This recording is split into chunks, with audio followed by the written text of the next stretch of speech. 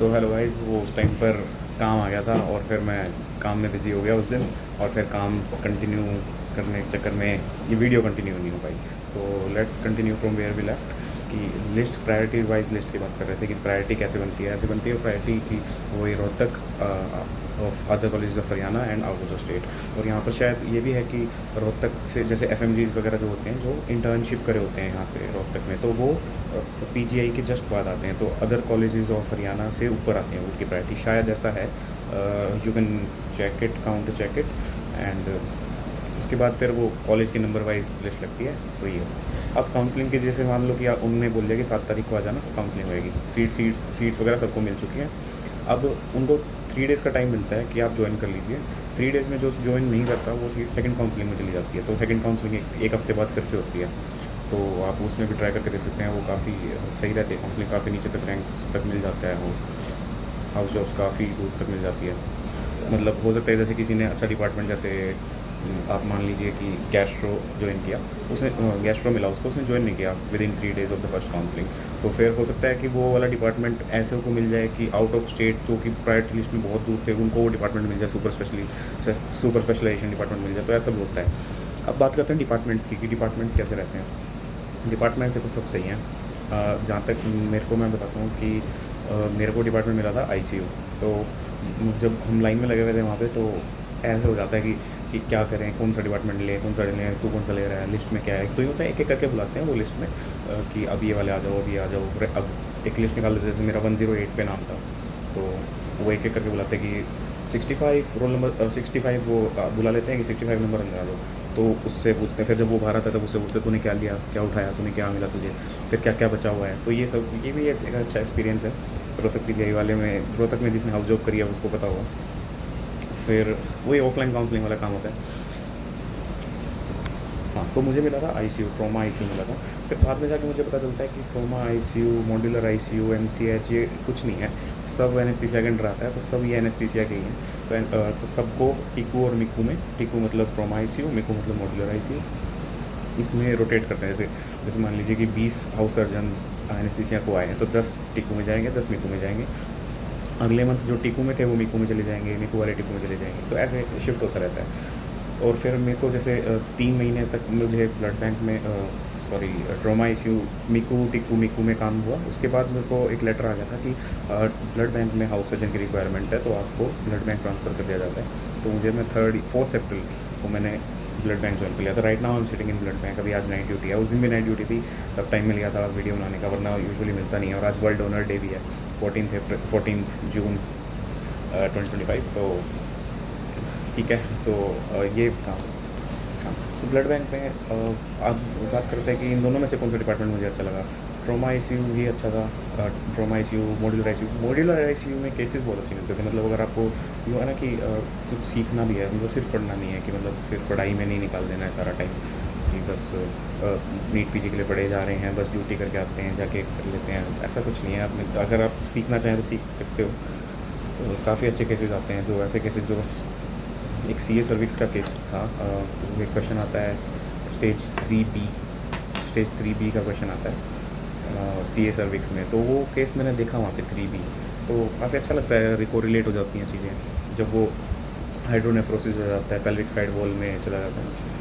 तो वो केस देखा था एक, हाइपरकेलीमिया। और ये मैंने वीडियोस भी बनाए हैं, हाइपरकेलीमिया, हाइपोकेलीमिया, और वीडियोस भी बनाने लगा था। लेकिन फिर वो पीजी की प्रिपरेशन में इतना टाइम नहीं मिलता कि आप कर सको। तो ड्यूटीज़ भी हो जाती हैं, यूट्यूब भी साथ साथ चल रहा होगा आपको, और भी है।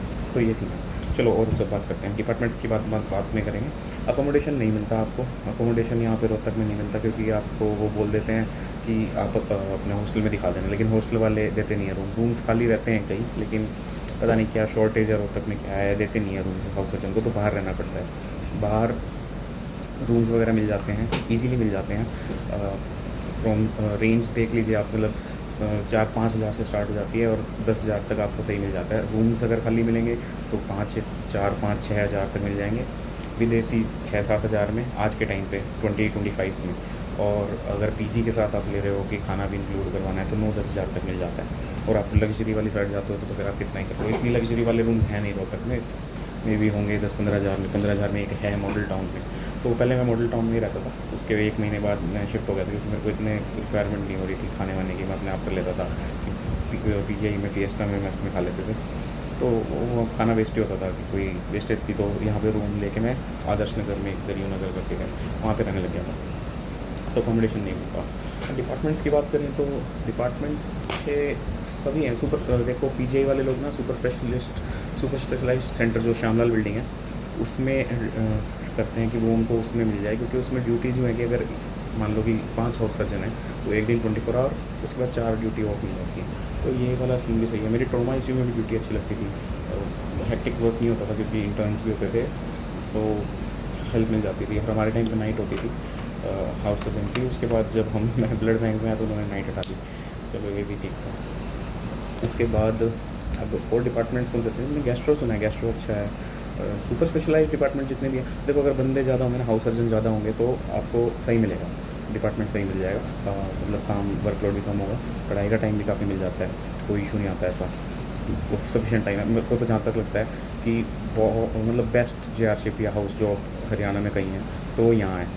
किसी भी मेडिकल कॉलेज से कंपेयर करें तो रोहतक में बेस्ट है। कि आपको पैसे थोड़े कम मिलते हों, लेकिन हाँ सफिशेंट मिलते हैं, क्योंकि आपको हॉस्टल का नहीं मिलता है। रोहतक से आपको हॉस्टल नहीं मिल रहा, पैसे भी कम मिल रहे हैं, लेकिन आपको एक लाइफ बहुत बढ़िया मिलती है रोहतक में।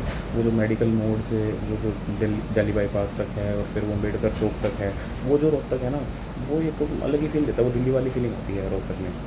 वो बिल्कुल एक शॉपिंग कॉम्प्लेक्स सा ही है वो पूरा, एक खुला ओपन शॉपिंग कॉम्प्लेक्स। काफ़ी अच्छे ब्रांड्स हैं वहाँ पर, सब ब्रांड्स है, जो भी चाहिए आपको सब मिलेगा। दिल्ली बाईपास से लेकर अम्बेडकर चौक तक खाने पीने का भी सब है। बहुत ही वाइब्रेंट एरिया है, मतलब रोहतक में बेस्ट एरिया है। मॉडल टाउन से साथ में, और ये मेडिकल मोड पे तो मेरे को लगता है सबसे बेस्ट एरिया होगा यहाँ पे रोहतक में। तो सैलरी की बात कर लेते हैं। सैलरी आती है मेरी तो देखो 87 के अराउंड आती थी, 87,000। अब हो सकता है बढ़ जाएगी थोड़े टाइम में, लेकिन 87 जब फर्स्ट मंथ में है ना, ये पैसे काट लेते हैं किसी चीज़ के, कि इलेक्ट्रिसिटी बिल वगैरह। लेकिन हालांकि रूम्स तो देते नहीं है, लेकिन फिर भी इलेक्ट्रिसिटी बिल काट लेते हैं, तो पता नहीं क्या है।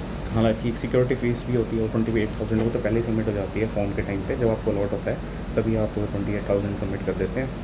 और 77,000 आई थी फर्स्ट मंथ में, फिर आई थी 85, फिर आ रही थी 86, 87, 86 ऐसे आ रही थी। तो ये सीन था। ठीक है, सफिशिएंट है। मतलब आपका अगर बाहर रह रहे हो तो आपका 6-7-8 हज़ार तो रहने में निकल जाएगा, फिर आपको 10-15-20 हज़ार रुपये आपके खाने पीने में निकल जाएंगे, और एक्सपेंसेस भी होते हैं। तो अब ले दे के आपके 30-40,000 बच जाते हैं, 40,000 बन जाते हैं। और घर भी आता जाता था मैं, तो बाइक थी मेरे पास, कभी कार ले आता था घर से जब फ्री होती थी कार घर पे। तो अभी सही है, अभी वैसे कार लेके आया हुआ हूँ क्योंकि फ्री है कार जून में। तो यही है। तो अगर आप दूसरे कॉलेजेस से कंपेयर करेंगे तो ये हो जाता है कि दूसरे कॉलेज में ना स्टाफ बहुत कम होता है। यहाँ पीजीआई में ना आपको एक टाइम मिल जाता है